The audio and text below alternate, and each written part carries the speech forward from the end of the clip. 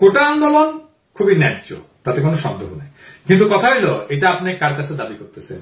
একজন ফ্যাসিস্টের কাছে আপনি যখন আপনার অধিকার চাইবেন, তখন তো সে নিজেকে আরো শক্তিশালী মনে করবে, সেটাই তো তার বৈধতার উৎস হয়ে যায়। এই আন্দোলন যখন চলে তখন বিরল হইলেও কেউ কেউ এটা বিরোধিতা করছিলেন, মানে এই ধরনের আন্দোলনের পরিণতি যে ভালো হবে না সেটা অনেকে বলছিলেন। এটাতে যে রাজনৈতিক মুক্তি আসবে না সেটাও বলছিলেন। এই আন্দোলন থেকে যে নেতা দল তৈরি হয়েছে তারাও জনগণের আস্থা এবং আবেগকে অপমানিত করছে। কারণ এটা শুরু থেকেই লেনিনের ভাষায় একটা কথা আছে, পেটি বুর্জোয়া আন্দোলন। পেটি এটা একটা ফ্রেঞ্চ ফরাসি শব্দ। পেটি মানে ক্ষুদ্র, ছোট, ক্ষুদ্র স্বার্থের জায়গা থেকে আন্দোলন। এবং পেটি বুর্জোয়া আন্দোলন নিজের রুটি রুজির জন্য, নিজের স্বার্থের জন্য আন্দোলন। এইটা দিয়ে কোনোদিন রাজনৈতিক মুক্তি আসে না, আসতে পারে না।